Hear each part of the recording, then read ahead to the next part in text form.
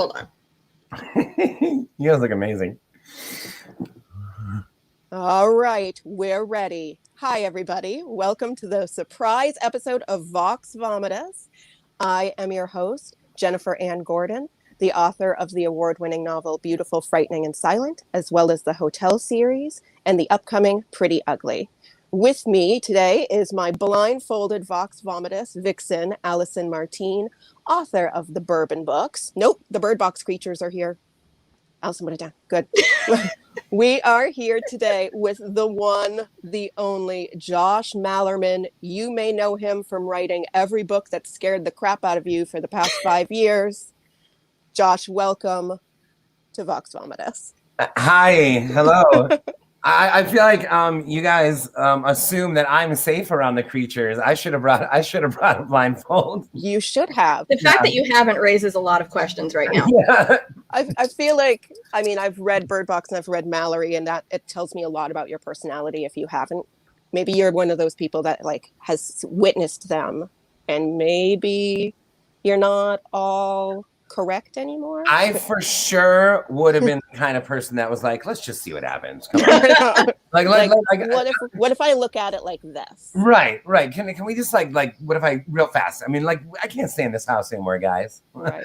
Like Well, almost like I was staring at an eclipse. Well, yeah, and I was raising the question, like, I'm really blind without these, so isn't just taking my glasses off pretty sufficient? Because I can't see, like, if it's further away than this, I got nothing. Yeah, that was going to be my question for you. Like, what about that? Is that a proper survival? What about purple? What about people with like just like kind of like bad vision, not necessarily blind? Yeah. You know, that never really crossed my mind. Never. Yeah, like if they just had cataracts really bad and everything was just like milky. They could have saved the world. You didn't even or the that. kind of person that can't see what's right in front of them. Just like, you know, it's like, what are you talking about, Dad? It's right there. I was going to say that's kids being told, where's my shoe? Like by your foot. Right there. Right I can't find it. It's by your foot. It could be on their foot. I can't find my shoe. So, Josh, you have a lot going on. You are a film producer. You are a singer-songwriter in a successful band. You're a novelist. You just recently won a Bram Stoker Award. Right here. Oh, I was going to say, like, can we see it? Look at this beautiful thing. I loved That's amazing. your speech that you gave when you got it. Thank you. The falling into the pool. I just watched it again last night. I felt like it was so inspirational to me. And then oh, go ahead. it's just, I was going to say, and today on Twitter, you posted something incredibly beautiful about your being a starving artist and how all of it was worth it. And your time in New York. You know, you don't think of it at the time in terms of, I guess maybe I need to come up with a better phrase than late bloomer, but when something good happens for you later in life, whatever this phrase might be. So, I mean, I didn't have a book deal until I was 38, 37, something like that. And I had written 14 books by the time Bird Box came out. I don't have to go through the whole thing like I did in that thread, but like so freaking broke, so freaked out. Also having the time of my life, like with my friends, broke, drunk all the time, talking about books, talking about songs, you know, like in one way, it was like I got to have the best of both, which was a lifetime of like unencumbered by any deadlines or successes or this kind of thing, and just the pure, oh my God, this is amazing. But then also the holy shit gratitude, the respect of your peers, and some successes with writing. I think that if like Bird Box the movie came out when I was like 23, I might have just, like anybody might have been like, oh, I guess this is how it goes. Now the next book will be just as big or whatever. And it's like, but for it to come out, when did it come out? When I was like 39 or whatever. For it to come out, there was a sense of like anybody reading it at all is joyful for me. Yes. They read my words. Yeah. It's like I don't care. I mean, if it's sold 1,000 or 1,000,000, whatever, dude, or 5, I don't even care. Yeah. You know, it's just having it like in a book form is just like so freaking magical. It's magical every time. Yeah. Let me show you this. So when I wrote my first book, it was like 2004, and I wrote it freehand, and then I typed it up on this really fucking old. No, you can swear. Okay, this really fucking old weird computer thing. And I sent the file to my younger brother to read. And the next time I saw him, he brought me this. Did he type it up for you? He didn't type it up. He bound it and printed it up. Yeah. And he's like, hey, dude, I made a book out of that, book that you sent me. And this was like the first time. It's exactly what you're saying. First time I ever, and this is it, the exact one. First time I ever held one of my own things, and I was just like, and I don't know if it'll ever get better than this. No. Honestly, one of my beta readers, who's been my beta reader since day one, did that for one of my books too. He bound it. He printed out my cover. He made it a hardcover. He got like fake reviews and put it on the inside. That's awesome. I just was like, oh my gosh, thank you so much. Like, and I cried. I was like, yeah, me too. Yeah. Even if it never becomes a real book, it's a book right now. And yeah, and it's like, I think I posted something about this recently too. Like, if only like there's a writer in wherever, Georgia right now, right? Who only her 2 friends and her mom read the book, but that's enough to give you some strut when you walk around town. That's enough for you're like, yeah, I wrote a fucking book and mom liked it. And people have to joke like, oh, did your mom like it? I'm like, yeah, she did. And that changed my life when she did. My mom actually read Bird Box before anyone else did. And it was the 4th book I had written, and I sent it to her, and she was like, this one's special. And I was like, really? You like this one better? Because to me, it was they all kind of feel equal, good or bad or whatever, right? But she was like, this one. I was like, all right, you think it's that one? And then years later, she's like, I fucking told you. I told you that one. Look, moms know. And I think you're right. When it comes to evaluating our own work, we get too close to it. All the words blend together. And you hope that it doesn't suck. But trying to figure out, well, is this one better than... Yeah. It almost feels weird to think of it like, this is my favorite. Or not favorite, but this one's better, or this one, that kind of... It's like... what mood were you in when you wrote it? Where were you at psychologically? What were you aiming for? Were you trying to do a bullet thriller? Were you trying to do an expansive stream of consciousness? Well, those things all need to be taken into account before you say which one's better or something. Yeah. Okay. I love that because I write in 2 totally different genres, and I do my real books, and then I do my rom-coms, and I sometimes feel really bad because I go, okay, these are also good books, but they're very different. And they take something different out of me. But sometimes I'm going, okay, well, when my real books come out, my real books are out. Just my genre of choice, those aren't out yet. No, that makes sense? Yeah, for sure. I think, and maybe this is true with you too. You can't, everything we're talking about right now are things that you can't really determine or recognize until you've written more than 1 or 2 books, or more than one. You don't what themes do you write about? I don't know until you've written 5, 6 books. Now you're starting to recognize patterns, and I've recognized there's gradation, but 2 distinct sides. There's the Bird Box voice, which is very dry, direct, simple. This, and then there's the Unbury Carol Goblin. Way more colorful shit. And I prefer Unbury Carol Goblin, this or that. But the Bird Box, Black Man Wheel, that kind of thing. Sometimes that's more like a feeling. Yeah. Like a mood, if you were making music and you're like, I just want to hear that one note right now. I just want to hear. Bird Box is 1 note to me, where Carol feels like a song. Carol's a symphony. It's a symphony. I had to read that book in small chunks because I just didn't want it to end. I was savoring it, and I would reread paragraphs over and over, reread chapters. Bird Box, when I read it, I started it on the exercise bike, and I stayed up all night reading it. And then when my husband woke up in the morning, I was like, you've got to read this book because it's just a fucking ride. Yeah. And he was you were going to say you were on the exercycle the entire time and lost 20 pounds because you just kept going. That would have been amazing. I wish. I wish too. If that's how we could do it, man, I would read a book a day. I'd reread Bird Box right now if I would if I could drop 20 pounds. Yeah, I'm with you, man. I just worked out before, minutes before getting on here, actually. So back to that, because I really like this subject a lot. It's I was blurbing a book once, and I'm like, oh my God, this is just, wow, is this like a thriller? And Allison said to me, like, is it good? Allison's my fiance. And she's like, is it good? And I'm like, I don't know how to explain it to you. I think this book's almost too thrilling. And she was like, what the fuck does that mean, man? It's like the judges on cooking shows where they're like, this dessert is too sweet. It's a dessert. What do you fucking expect? Yeah, It's no, a I chocolate. No, too sweet. I know. Or like that movie Major League where the guy, he hit it too hard or too high for a home run, right? No, it's out of here. So, yeah, but sometimes like not the more like pensive or just the guy that loves writing and reading and whatever. I want to like experience, like, I don't want to experience just the one mood, dun, dun, dun, dun, dun, dun, dun, dun, dun. Not all the time, at least. I want to like experience the writing and like the colors and the textures and this kind of thing. And so not every time though. So I do like having like both those things. And I don't know if that's the same thing with you when you're talking about two different like genres or something. They are. Yeah, they use different parts of my brain too. And there are parts where I go, okay, it has to be more straightforward. I was recently told what I do is literary and no one had bothered defining that for me. And they just say it won't sell. So there, that's when you've crossed the line to literary.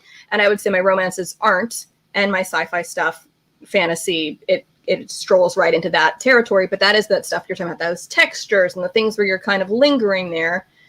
You can do that sometimes, and other times they go, not so much. Let's move this forward. And like a lot of our favorite stuff that we all go crazy over are actually stuff that's like slower, like The Witch. Yes. It Follows. What was another like recent horror? Oh, Hereditary. Hereditary for sure. Oh, Midsommar. Yes. Scare Me. Did you guys see Scare Me? That was not yet. I was literally just staring at the trailer for it today. Oh my God, it's great. And like it takes a minute to get where it's going and blah blah blah. And books too. I'm trying to think. The Loney, which is like a. Oh my gosh! Yes. Wow. Are you saying the Loney? The Loney. I freaking love that book. Me too, man. That is one of my. Put it in the comments later because I'm.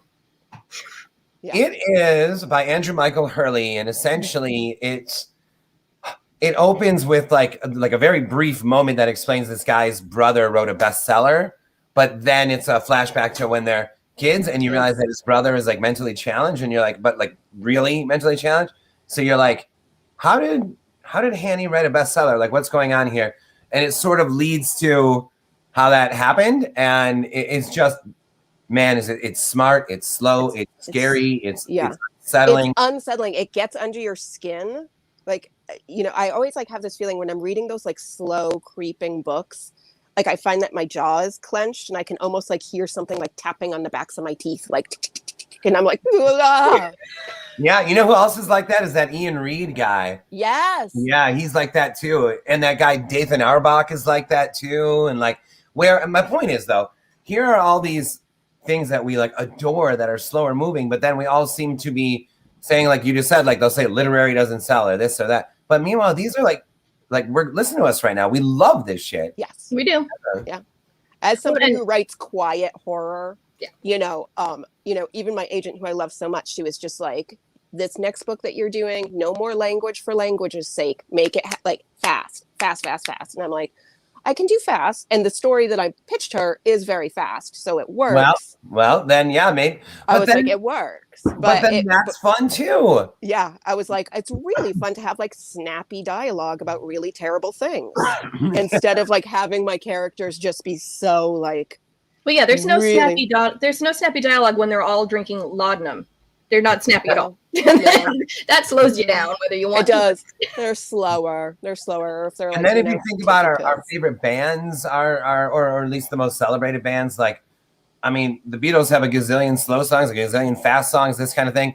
I typically like bands that have like a variety, whatever, and we should too. I feel like sometimes, and I feel like it's the thriller writers more than anyone who get kind of stuck. Like I have to write 80 beats per minute. Yeah. You know what I mean? It's almost like they're DJs. It's like we don't have to dance or yes, make us dance, but we can slow dance too. We know how. Yeah. That speaks to the dancer in me because yes, everyone's always like, what's your favorite dance? Blah blah blah. And I'm like, the waltz. Like, yeah, that sounds but nice. I also love the quick step. But it's just and I feel like with thriller writers, sometimes every book gets faster too, because they're like, oh, it has to be bigger and better than the last one, faster, more shocking, more. And right. Maybe the first one, your breakthrough one, you didn't even quite know what it was that made it that pace. Maybe it was just the idea itself, like your agent was saying about this idea of yours. Like maybe it was the idea itself that sort of lent it versus sitting down to write a thriller. Yeah. And I think that us as readers can feel that shit. And I'm not saying that I'm like this, I'm calling her out. No. Like I like failures too, like whatever, dude, you know? But just in our own experience, in our own world, sitting down to write, I think that it is dangerous to be like, okay, now I'm going to outdo the last one. Yeah. As opposed to just writing a whole new book. Yeah. And not letting kind of like the ghosts of what we've written before keep haunting us. Because like, you know, I think we all do it. We're just like, oh, you know, are people going to like this? I mean, they really liked my first book, but are they going to like this thing that's so different? And at the end of the day, and I was saying this to Allison before you came on, I just want to be writing a book that I want to read. And and if I'm doing that, then at least it's back to that same joy you have before you're published, when you're just writing because it's your soul. Oh man, it's about, man, that I still experience that, but I think it's impossible to experience it in the same way as before you're published. There's just it doesn't mean that we're all, the three of us are ruined or anything. Like we're dead inside. I am, but why for we're various drinking reasons. Bourbon, just a husk. Gotta fill it somehow. Like, With bourbon. Fill that empty hole with alcohol. Yes, it doesn't have to mean that, but it's, I don't see how, I mean, I remember that this book going to an all-night coffee shop here in town, and it literally was open 24 hours, and I was staying at my dad's house for a month, and they would go to bed at 11. I would go to this place at midnight and write till 4 a.m. And the other people there were all like law students, which was very interesting to be surrounded by like non-artists while you're writing your first book. But the thing good about it was that they were all like nosing their books. I mean, nobody was talking about the government. Nobody was talking about music. It was just, we're here to work. And I was like, okay, I guess I am too, you know? Well, I'm glad you weren't by me when I was in law school studying, because I was screwing around with one of my friends quoting Simpsons episodes. We didn't get a lot of studying actually done, so we probably would have been more of a distraction than anything else. But where did I also wasn't up at 4 a.m. Where did you go? Pepperdine. Oh, wow, really? Mm-hmm. That's California, right? Is that Northern California? Yeah, I'm still in Cal. Well, no, that's Malibu. I joke I only go to schools with good beaches. Oh, right. Wow, that's Pepperdine, man. I've always wanted to check that place out. I know, it's a fancy school. Every time Allison says it, I'm like, oh gosh, I forgot that you're like a big fancy person. I'm like, because you actually talk to me, and you know that I'm not. But like, I took clowning for 2 years. Like, well, that was my college. But not actual clown college. I went to theater school, which is a completely different thing. I did have a clowning class. A clowning class? Yeah. At one point, before I had no health insurance, so now I would never do it because I'm scared of injury, I used to be able to balance a chair on my chin. Don't do that again. I know, now I won't, because now I'm also a grown up, and I'm like, what if this chair falls and like cracks my eye socket? You'll get really, I mean, do you have like a photo? I mean, at least, or something? No, oh gosh. Cameras didn't even exist back then. No, I know, that's what I feel like. Like, didn't you get it on tape? I'm like, tape. That's didn't you I like pull out like your the 8 cell millimeter? phone? I didn't have a cell phone until I was 31 years old, and sometimes I was just talking to a friend about this the other day. Like, I think, and I'm not throwing shade on anyone when I say this, but I think one of the reasons why I am able to avoid Twitter drama is because I like, it's all still kind of new to me, and I'm like, that doesn't mean everything in the world to me. And I didn't have a cell phone until I was like 31 or whatever. I cannot imagine, oh my God, being like a 19-year-old with the dumb writing ideas I had then, being like, this is what a book is. Yeah. I better take to Twitter. There's been a lot of Twitter drama, writing Twitter drama in the past like week. I know. Live. And I'm on it more than Jen is. So sometimes I just have to send her things there because I know she won't see it even if I'm tagging her in something. And the number of people who are always trying to tell you, your book should not, and then fill in the blank, and then everybody else attacks that person. I mean, maybe they're just doing it to increase their interaction algorithms. I think so. It's just because it's that like even meat to a lion right there. Press. Chad says hey, hi. Chad. I think that's hey, I love Chad, man. He was on our show a few months ago. Oh, he's incredible. We're working. Ryan Lewis and I are Spin a Black Yarn, the production company, and we're working with Chad on something. I don't know if I was supposed to tell you that, but we are. Well, you did, so that's Is it something that he wrote with somebody else? Yes. Oh, they hinted to something when they were on our show, and we were like, "Can we please have an exclusive?" And they're like, "Oh wait, this is fun because now we're each giving like breadcrumbs, like puzzle pieces. Now you have to ask someone. I know exactly. I'm like, and your business partner's name is who? Is that who we have to go to? Does next it rhyme with Ryan Lewis? Oh my God! Yeah. If you could get him on a freaking podcast, good fucking luck because he is challenge accepted. He is about as camera shy as it gets. Ryan is wow. So Ryan and I have been working together for like 13 years, I think. And I met him at the peak of the glorious, drunk, stoned days. God, it was whatever. I met him and the book I met him on was Goblin, actually. So Goblin, when it first came out. No, meaning when just a rough draft. Oh. So I'll just tell the story really fast. I don't mean to hijack if you have all these questions and I'm like, we haven't even gone. Oh no. These are our questions. These are our questions. Okay, good. Okay, all right. Yeah, this is fun, by the way. You guys are awesome. So, I had been writing a book after book, this kind of thing, and I would put it like on MySpace or something at the time. I wrote another book. Oh my God. And a friend of mine, including this one, and a friend of mine from high school, I had not submitted anything to agents. I had not, and I'd done nothing. I was in a band touring. There's a million nuanced elements to this, but this friend wrote saying, I know a lawyer that represents authors. You want me to send him one of your books? And I literally had no idea what this meant. Like, the fucking a lawyer? The fuck is they going to do with my book? Was a lawyer going to look at it and be like, yep, it's legal? Like, I object to your book. Right. You've broken 4 laws. Most of them have to do with animals and drinking on Sundays. Like the Supreme Court's going to rule on this book or something. Exactly. Allison, that's what it felt like. And then, so idiot that I was like, well, Goblin has 6 stories in it. So if he doesn't like the first story, maybe he'll like the second.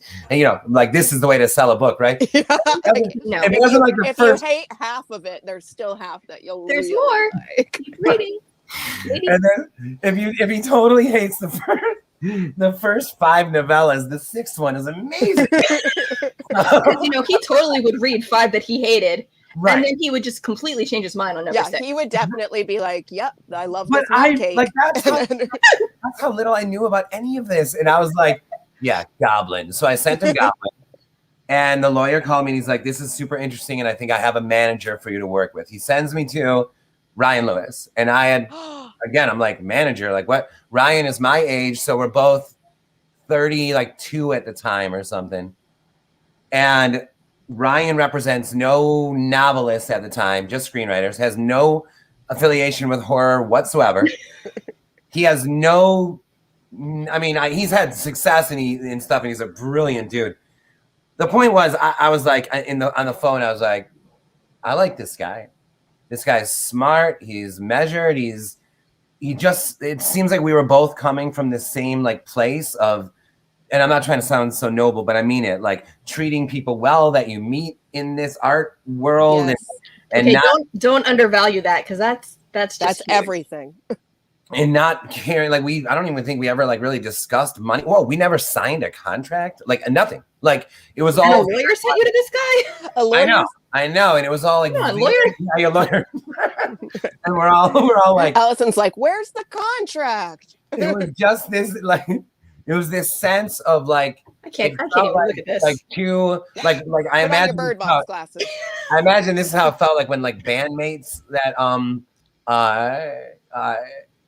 meet when they're a little older or something like that, and we can do something together. There was just this immediate sense of oh yeah, you and me, okay. Yeah. So Ryan read Goblin, and he and he loved it and blah blah blah, and we talked about it, and that led to me showing him Bird Box, and he was like, I like oh the way my you God. say showing him Bird Box, like you're showing him like your penis. Like, you're like I showed it to So, him. Bird Box.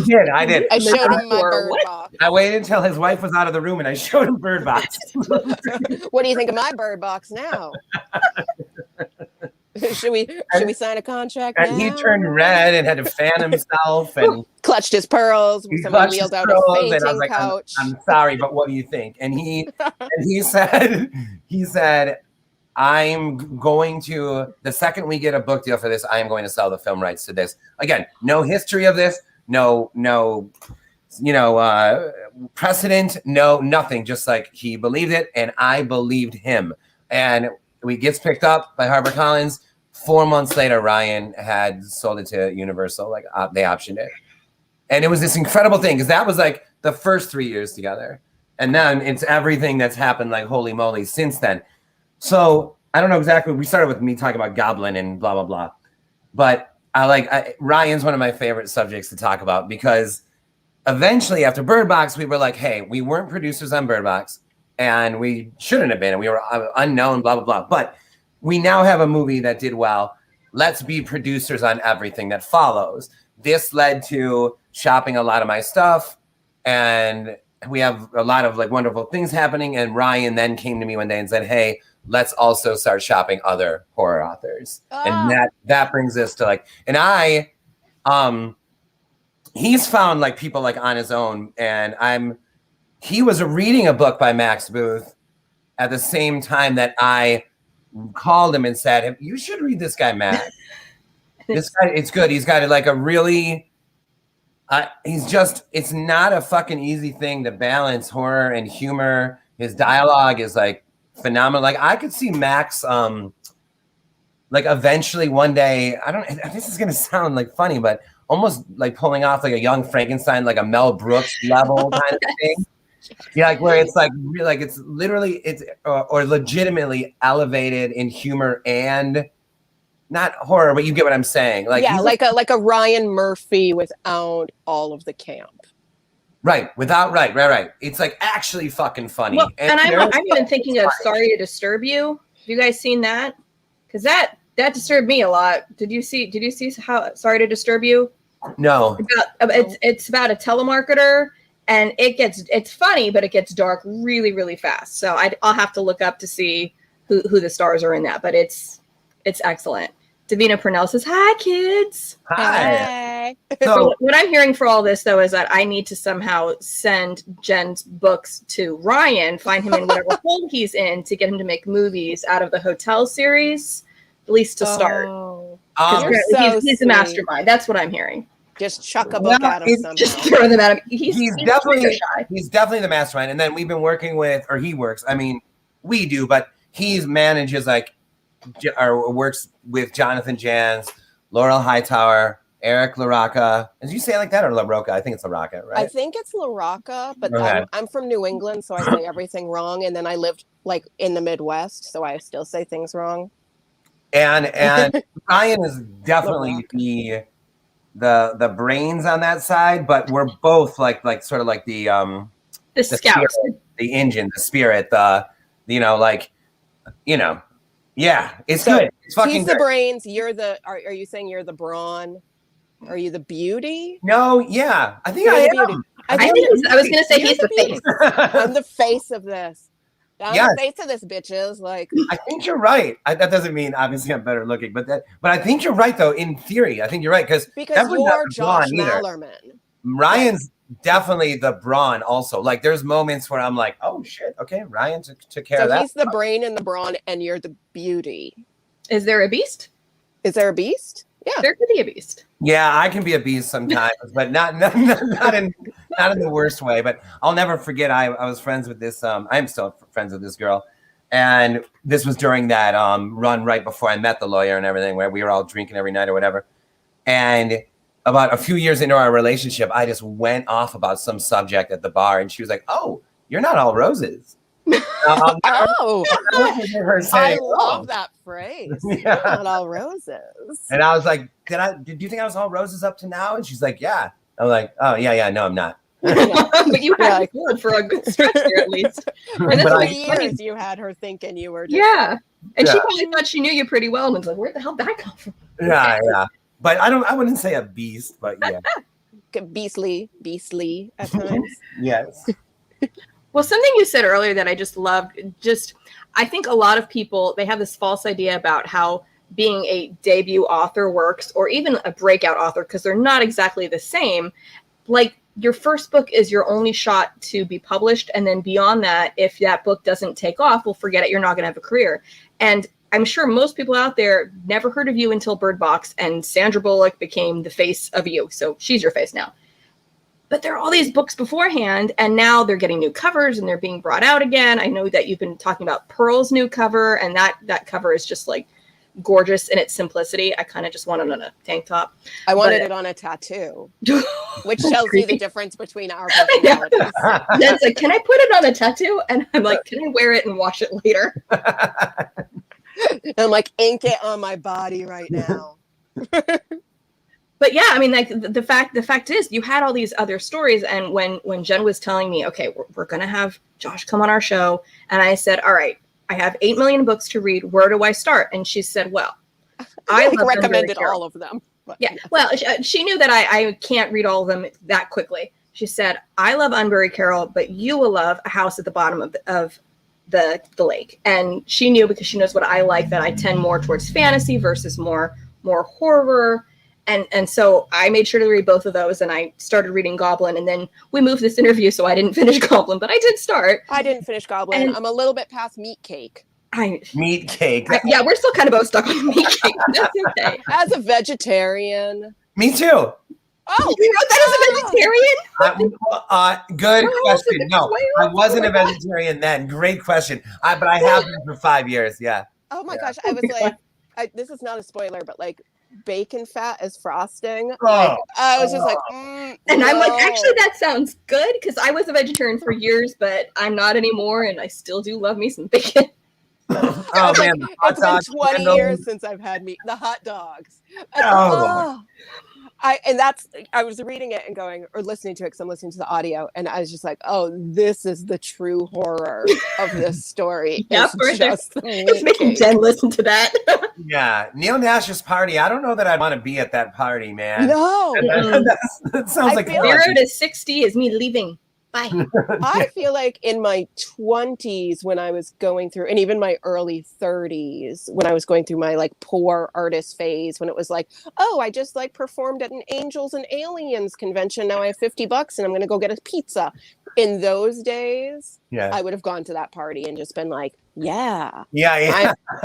This is amazing. If you went there with a group of friends, who gives a fuck? Like, look at these lunatics eating this meat cake while we're all like smoking and drinking outside. Yeah. I feel like it would have been like the 90s rave scene, except it's like a lot more meat.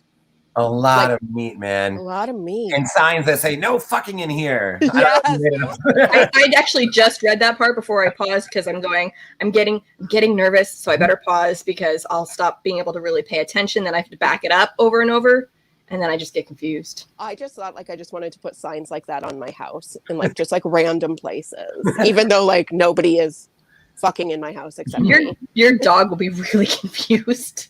I know, he'll be like, where am I supposed to fuck the cat? That's true.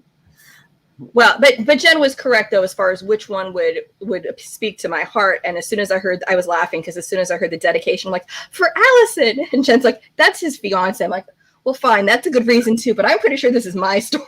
Yeah, it's for me.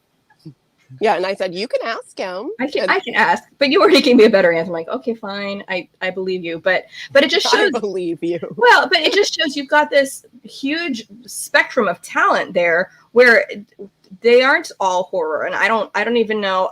You didn't really try to describe what Unbury Carol was, other just that was your favorite. That's how all you described it. And then when I started reading it, I'm like, this is like Wizard and Glass. This is Gunslinger. This is, rolling across the desert with the man in black falling, and I got chills reading it. It was just absolutely gorgeous. So when are we getting that as a movie? Yes. Yeah, are you casting that? Because I can just like brush off my acting chops. One of my pet. Who would you have play Smoke? Oh, Jesus. I don't want to say Gary Sinise because the leg, that's just wrong. Sorry. I know. Sorry. Who is... That was just bad, obvious leg. It's too obvious. Too obvious. It's a bad leg. What is the name of that actor? I can never remember his name, but he's in everything. He was in Deadwood. Oh, Oliphant? Timothy Oliphant? Yeah, no. The one who, the smoking, drinking guy who... and he was in Game of Thrones, and he's in everything that I watch. Because I'm thinking the guy, and I'm going to mess up his name. I got to look up my phone. Who was in the most recent season? No, the season before of The Expanse. He was in Torchwood. He always looks like you want to punch him. Lovely actor, but I just kind of want to punch him. I do wonder, like, is smoke like an ideal opportunity for like an actual amputee? Like, that would be interesting. And I'm not even. Yeah, I just think that would be so interesting. Like right now, there's a guy that's like, how the fuck am I going to pull this off? And then we're like, we have a part for you, you know? Like, I don't know. I just, something about that sounds like just interesting to me or something. You find a vet who's willing to do it, who's like, yeah, I want to be the bad guy. I want to take this on and just live into it. You can ask Adam Driver because he was a Marine and he's a vet and he also does. And this is Allison. I know you're laughing because I bring up Adam Driver during every episode. Sorry, I'm all right. Go on. But I don't picture him like that at all. No, but I'm saying he could know somebody. Okay. His theater company is comprised of vets and stuff. That makes okay. Yeah, no, I wasn't thinking of him in this movie. No. He'll be too busy in my movie. Yeah. So one of my, I wouldn't say pet peeves because that seems a little strong, but one thing that drives me fucking insane is how secretive everything is. Like what are we talking about? Like when like the movie Traction on Unbury Hill. Like we're not talking about breaking into Fort Knox here. You know what I mean? Like I should be able to tell you anything that's happening. But I can't, and there is stuff happening, and there's exciting stuff happening. Can you just stare right into the camera? And if I say, "Is Inspection going to become a TV series?" Okay. So I saw the eyebrows. We have to have code first, Jen. You can't just talk. No, I'm actually just going to try to like read micro expressions like I'm in the FBI. Yeah, no, right. I'm a really bad liar, so just go ahead. Oh my gosh. Inspection. Mm-hmm. Leads itself very much to a really awesome TV series by possibly Netflix because you already have like a relationship there. Is that something that could be happening? I don't know. Yeah, it's weird to say. Who knows? Who knows? Hold on. No, but that you said about would it help if I put these on? The goggles help. Now I just like start rattling off all this stuff, but it does kind of drive me nuts because like I was on a panel last night with Barbara Crampton and others from the Creepshow universe. And literally when the interview got to what is everyone up to, every single one of us were like, well, we're not allowed to talk about this. Or, this is under strict secrecy. It's like, what the fuck? We're not in like the military. Like, what are we doing right now? Loose lip sync book deals. And I guess so. Right. Deals. Something. I know. We always try to get a scoop here like we're Barbara Walters. We're like, so tell us what you're working on right now. Just give us like one wink for but I love that you're working with Chad because they were very they were like something might be happening but we can't talk about it, and we just like we're grilling them, and then we're like, you can tell us after we're live, and they're like, no, we can't. They were so good about it. They were trying. They're awesome to work with, by the way. They're both well, everyone involved in that one are just like smart and measured, and it's just like very. I feel like Ryan and I mean, that's the hope with each scenario, right? Is that everyone involved is like smart and patient and insane. Yeah, well, yes. We've only encountered a couple like sort of asshole moments. Like, it's only been like a couple times, and both times it's almost like shocking. Even though we entering the Hollywood, arena or whatever, you should expect maybe that to happen more often with, because we've heard a million stories, all of us, right? But we've only had it a couple times so far, and we're working on, I'm not kidding, I think like 28 different projects. Jeez Louise. Yeah. So you're going to sleep on your flight, right? I hope so. Because otherwise, I don't know when you're sleeping with all that. Yeah, I don't know. I mean, Ryan's the one doing most of that shit, but yeah. Okay, good. Make him do it. I feel like we're 40 minutes in, and I really wanted to ask you about the ducks that you do. Those ducks live in your house, or do they just like live in your pool? There was no transition there at all, Jen. Like, I know, but I'm like, what are we talking about? So if anybody watches or looks or follows Josh's Instagram, there are ducks like in the bed with your dog. Okay, out of this, oh my God, Josh, this window here. Yeah, reversed, yeah. Down there. No, what the fuck am I doing, actually? No. That window out there is like a pond way down there. That's where they live, but they come back every day to, swim in the pool. And for Allison built them like her own, like a second pond, like a small one. And in what the previous homeowners was like their dog run. Allison the whole ground. Duck run. Called it's the duck run now. And they come in, and so it's fenced in. The dogs don't go in there. Valo, who you just met, and Tuli don't go in there. And the ducks land in there, and they'll just kind of like wait for Allison to come out with food like every day. And yeah, it really is kind of amazing. Okay. Tuli, I came inside and I'm like, Tuli, what are you eating? Allison was asleep. And I'm like, oh, fuck, this is an egg, dude, from outside. And I was like, shit. So I brought it outside. And then there was two more. Wait, so the dog didn't crush the egg? So there were three eggs. Dogs. One of them had a flat out hole in it. Another one had just a partial puncture. And the other one was fine.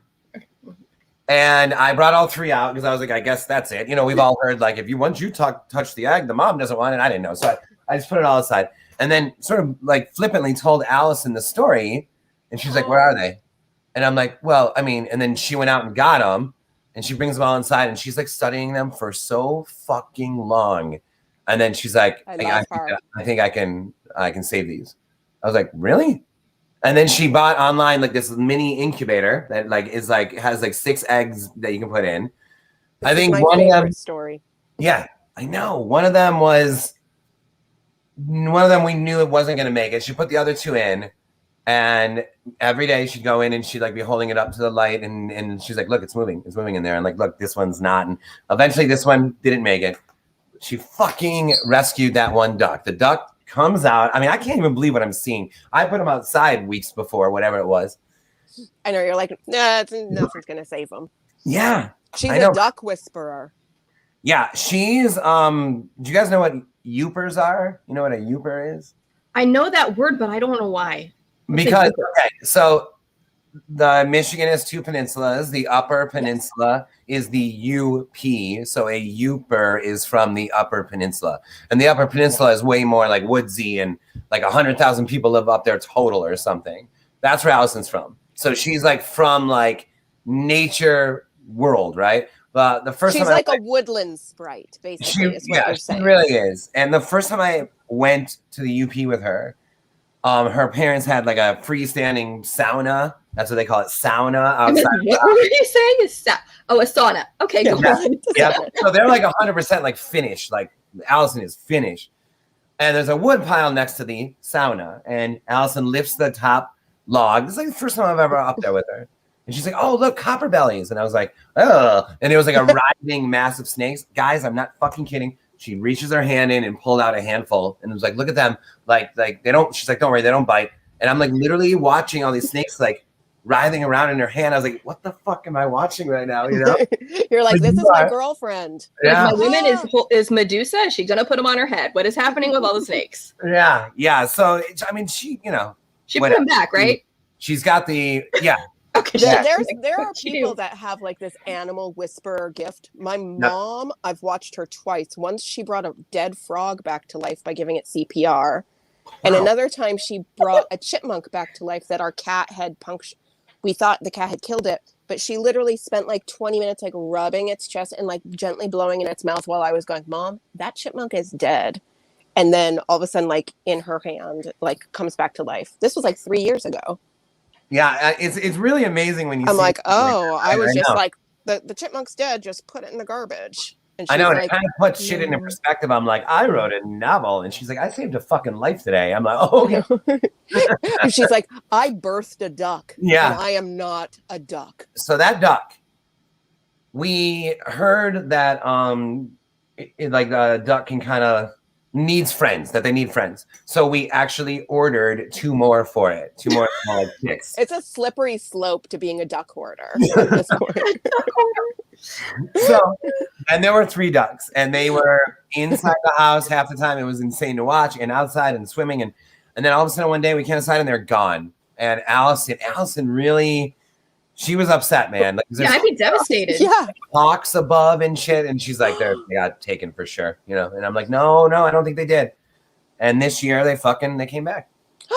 So they just flew away to wherever they went, and they came back, and they hang out every day like they did last year. And I love that Jen just pitched a new show to the TLC. The combination of Duck Dynasty and Hoarders is Duck Hoarders. Duck hoarders. Like when you just get one duck and then you're like, oh, they need a friend. No. This happened with me with hermit You- crabs. I You got can't eat just one. I mean, and then, keep just no, one. you don't eat them.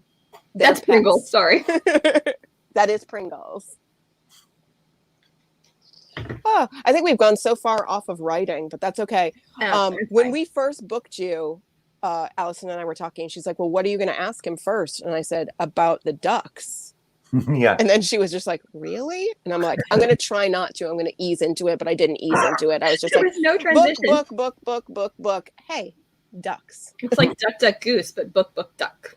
Book. We eventually got to the ducks. That's a fine game. I mean, they're probably like literally right outside. I almost wish that there was a way for me to, I don't think there is a way for me to show you, but I wish there was. That'd be awesome. Like they're fucking cool. Like they just like swim and hang out and shit. Well, we'll have you back another time when you're able to not have to wake up super early so that. So we could do like a 3-hour episode where we just get like hammered on bourbon. But Yeah, outside with the duck, and the duck can drink too if the duck is of legal age. Are the ducks allowed to drink? I don't know. Mm-hmm. Like, yeah, The they ducks are. are allowed to drink. That's fine. What are each of you drinking? I didn't even ask like exactly. Oh, I'm drinking Elijah Craig, just straight. And Neat. Angel's Envy. I What have to empty the bottle. It's bourbon. oh wow, that's Yeah, fucking And good. it's like we're just like sitting here drinking straight bourbon with you, and you're like, I'm responsible. No, I have I- a movie to premiere. Just the idea of like waking up like 6, like hung over and flying, it sounds Oh, that really sounds- tough to me And right now. are you flying out of Detroit? Yeah. That airport is a nightmare. You don't like it? Oh, you can't you like transferred here and stuff? Yeah, I have. I don't like it because I feel like every time I've transferred in Detroit, like I am at one gate and my transfer yeah. flight is like yeah. literally 2 miles and an No, asthma no. attack of me Yeah. running. Because it Yeah. is just a straight long ass line. And Yeah. it's like I feel like the last time I full blown ran was in the Detroit airport. Actually, no, it was in the Paris airport, but before that it was the Detroit airport where I was just like, I'm running. And Yeah, see, there's this like is why we need you on the exercycle more to prep between transfers. Go. Yeah, there's like a shuttle, like a bus thing, like to each Yeah. one. If you miss it, then you have to fucking book it. And I you got- know. I missed it. It was like closing as I was running to it. And then I'm like, I've got 4. oh no. And then we lost Jen.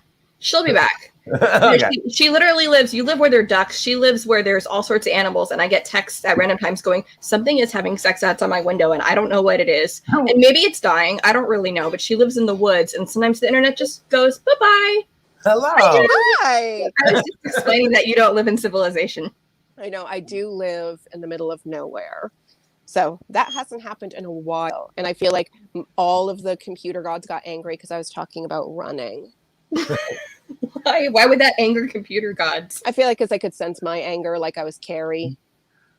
Maybe. I'm like season 2 of American Gods. They haven't covered that yet of Jen talking about airports and losing the internet accordingly. Mr. World shuts you down. I'm going to put that in a book.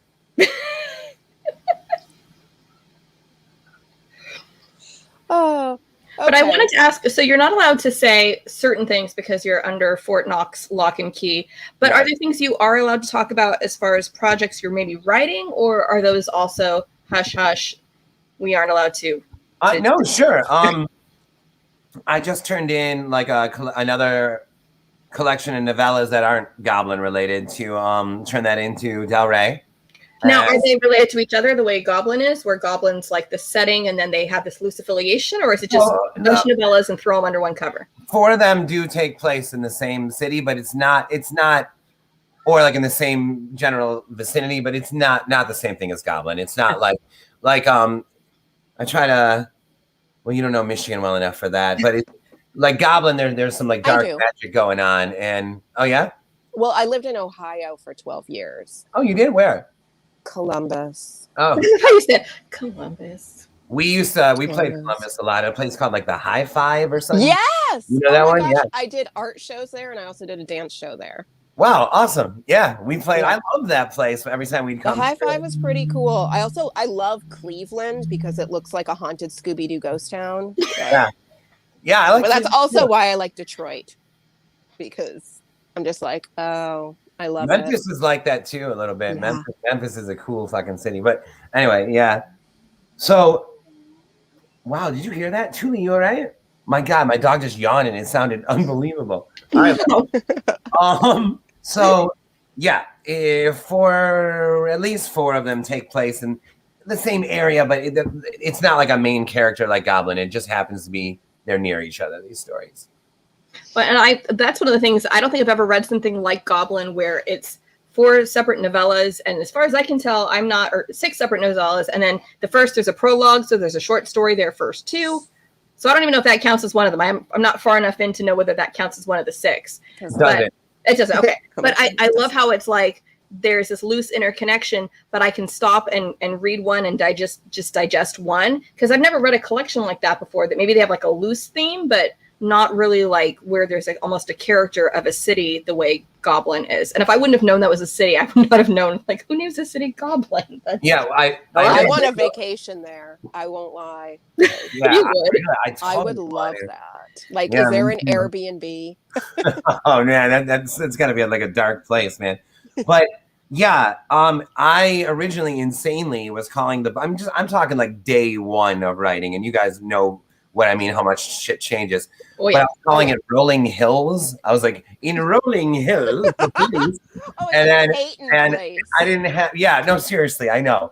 And then it struck me, I was like, Rolling Hill, like this isn't even like, this isn't even a suburb. This is like a subdivision. This is like a gated community. It is. This is like a gated, I'm like, no.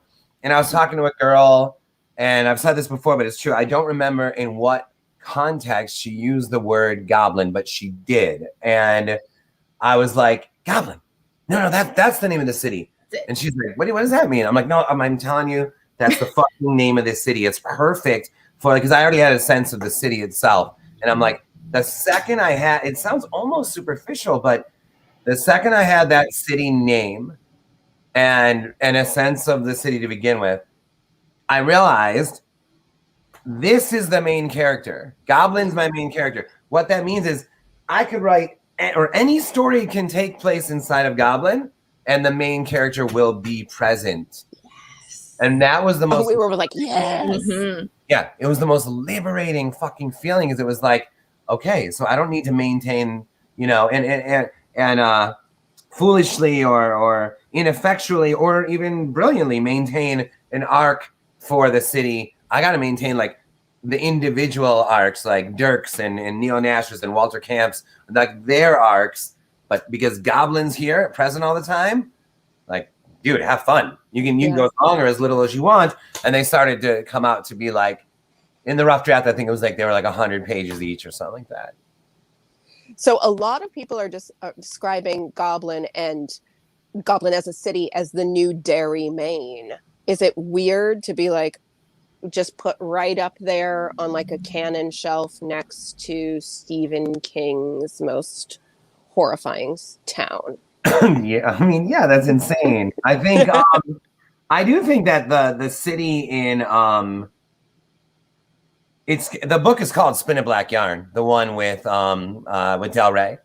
And I do think the city in Spin a Black Yarn is actually a little bit more like that, because Derry's like a working town. Derry's like, you know what I mean? It's like, this isn't like. I live in New England. Yes. Oh, you do? Yeah. I know Derry. Like that type of like. Yeah. And Goblin feels more like a fucked up, like in the, like Frankenmuth, like tourist, maybe kind of attraction. Like Tim Burton maybe lived there. Well, the topiaries are kind of the tip off. The topiaries I just can't even with that. Like, thank you for making me have like another weird thing I'm scared of. Topiaries. We had Keelan Patrick Burke a few weeks ago, and he made me like petrified of sunflowers, and now I'm like, oh, and now I have to add topiaries to the list. Also, weird rainstorms.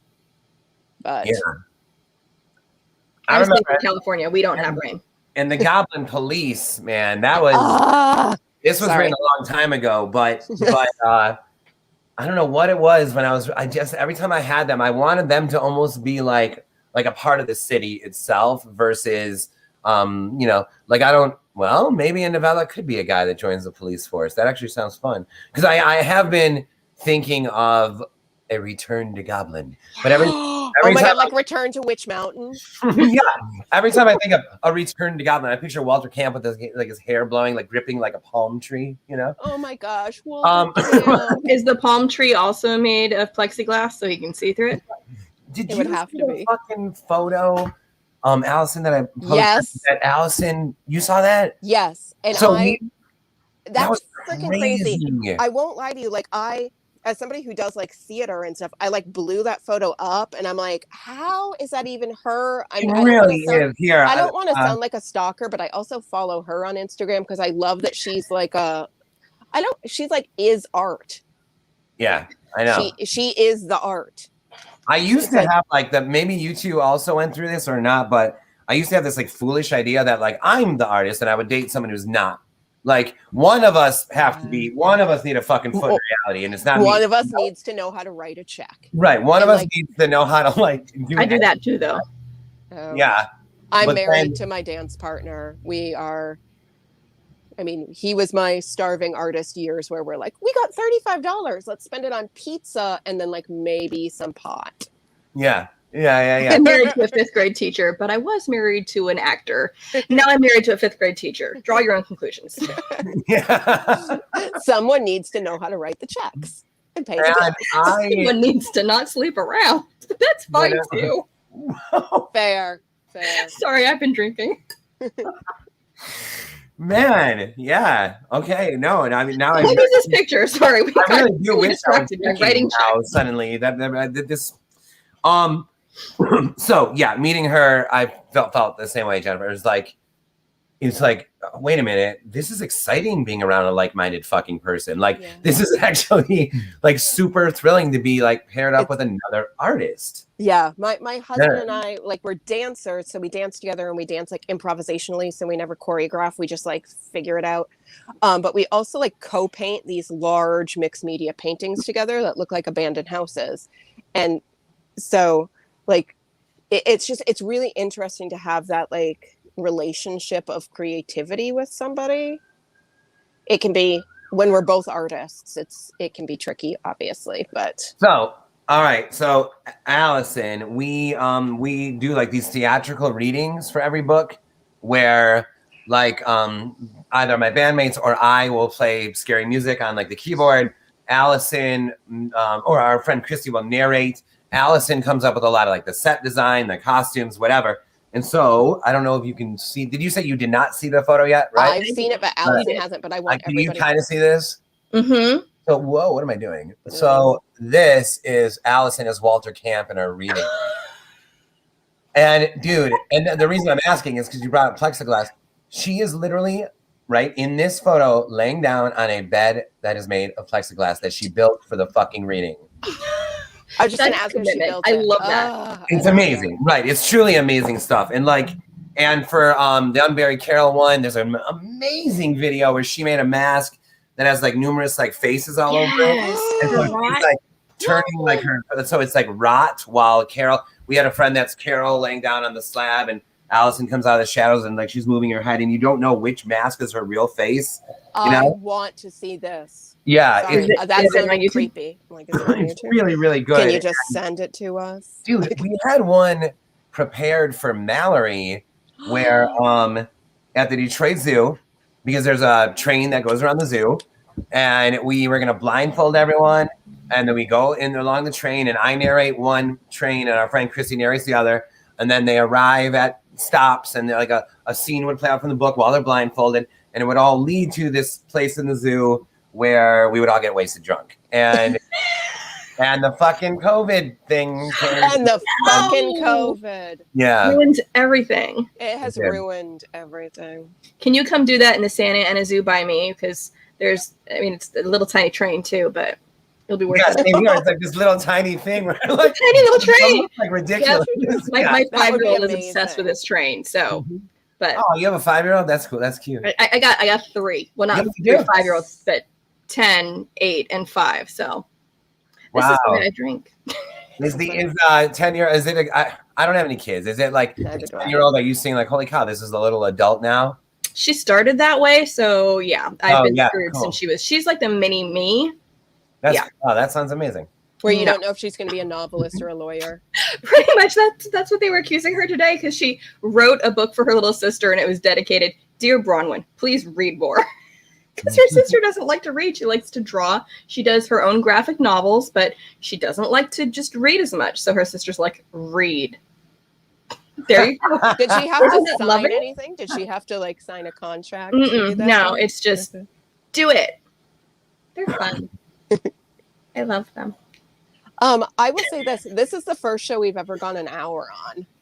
Wow, really? Josh, I'm so sorry that like we were just like monopolizing your time. Usually we aim for 30 to 40 minutes, but I mean, wait a minute. Keelan Patrick Burke could talk for like an hour himself. So, Keelan came to the theatrical reading that we did. Wow, holy shit. The reading that we did for Black Mad Wheel, right?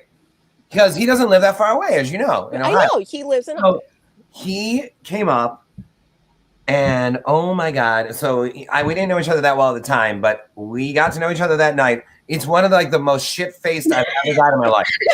Biblically? Go on. We made out. No.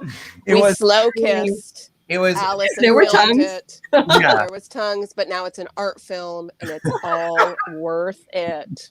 It sounds amazing to me. He me was truly, wow, was that an electrifying night? And I had other friends over that were at the reading and they were there. But Keelan was fun. Like we hung out till the wee hours. They slept on our couch in like the living room. I think we went out to eat the next day. I don't know. It was the kind of next morning where like maybe you shouldn't go out to eat together because you're still like, definitely drunk. It's just like, yeah, I'll just see you, like, or else I'm like one of us is gonna die mid-meal or something. Yeah. But I believe that he's fun, because I know that normally when Jen starts the show, she introduces her, she introduces me, and then she says, "Tell us a little bit about yourself." And he's like, "Well, why would I want to do that? Can I?" And he wanted to like he started giving us your bio. He's like, "Oh, wait, no, that's Malerman. Never mind." I know. He's like, "I don't want to introduce myself. I want to introduce Josh Malerman." And we were like, and then he was like halfway through, and he was like, "Oh, I feel like I don't need to introduce him because everybody knows who he is, but like, fuck it."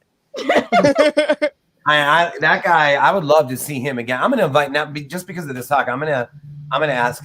We should meet up with him again. We should meet up with them again. That should be yeah. Are you talking about like us? Like where the we?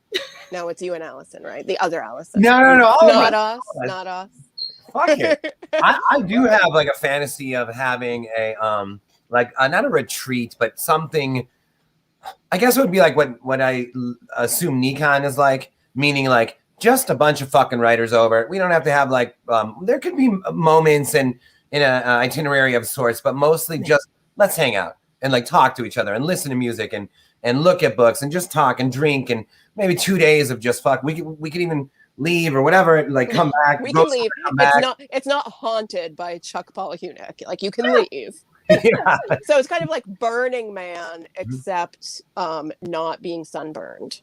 Yeah, and just like let's hang out. Like I just like imagine if it was like a group of 30 of us at my house.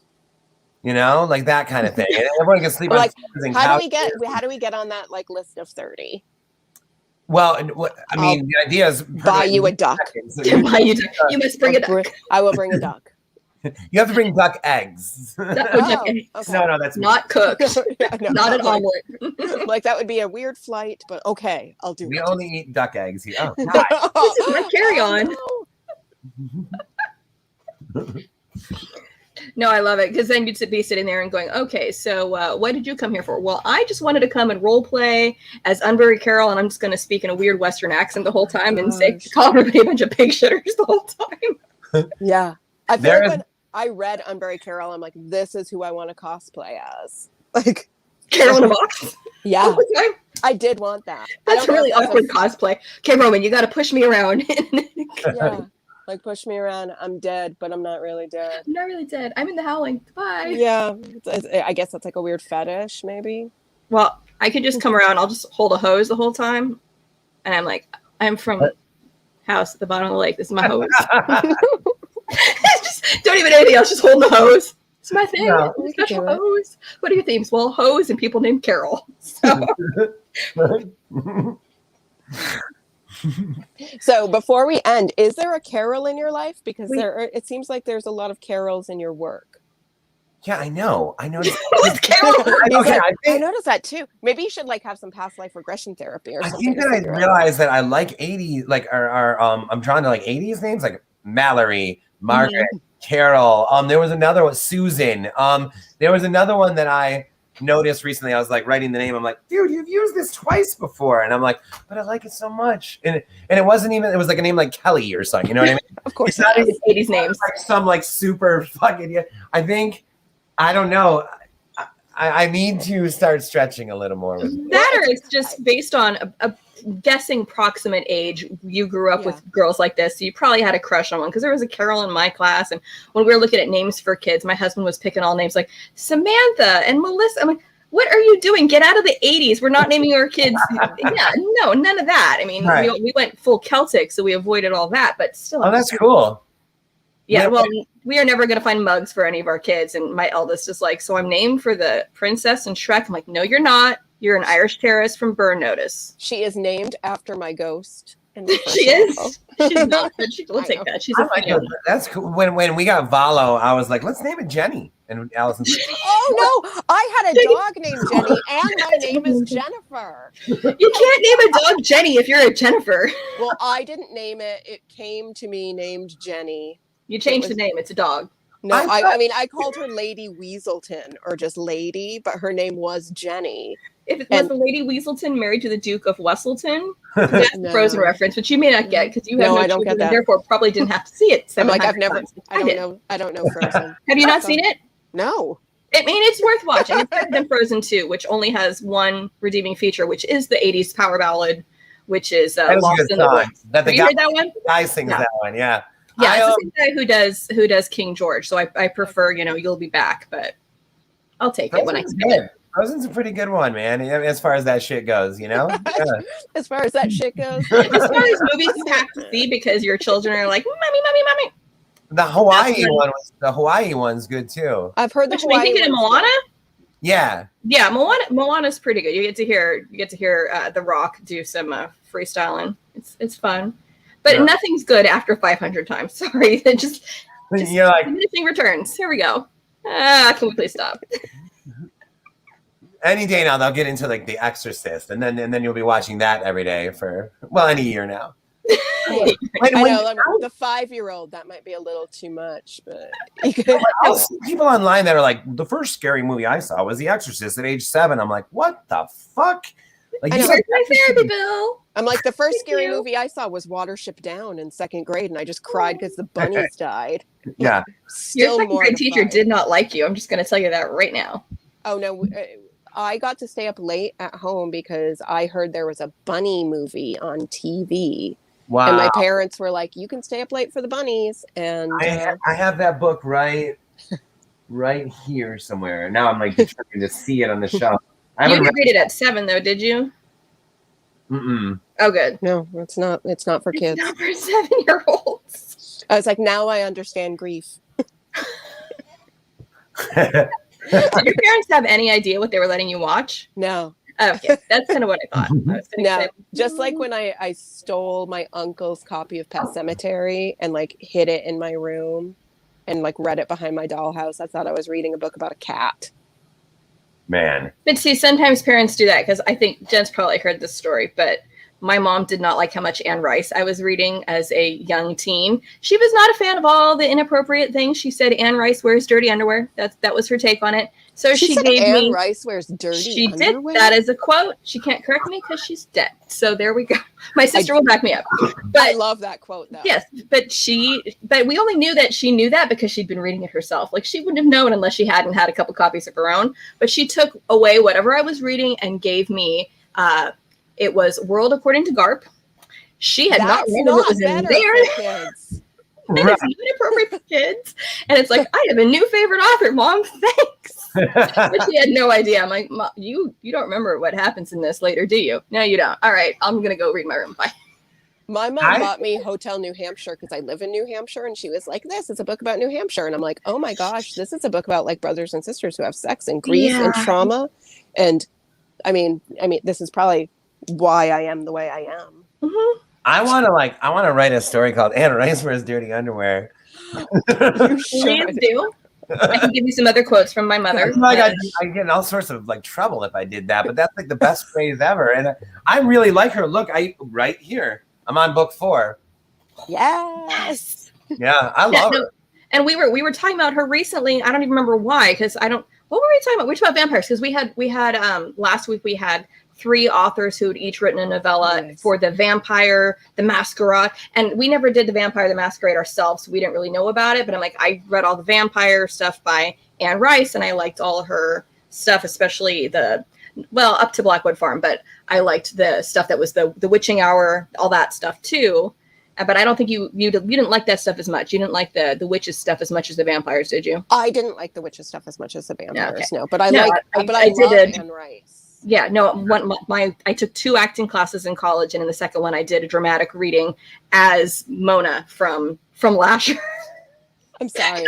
I don't know why, but I got away with it. I read. It was Uncle Michael. I'm married to Michael now. Maybe that factors in.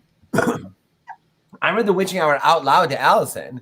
The whole thing, all 1,000 pages. That book is this big. I know. I read the whole. She has a good attention span. And then she read Lasher and Taltos. Taltos is next. Yeah. She read those without me. I didn't go the distance on it, but I thought you were going to say 800 hours out loud.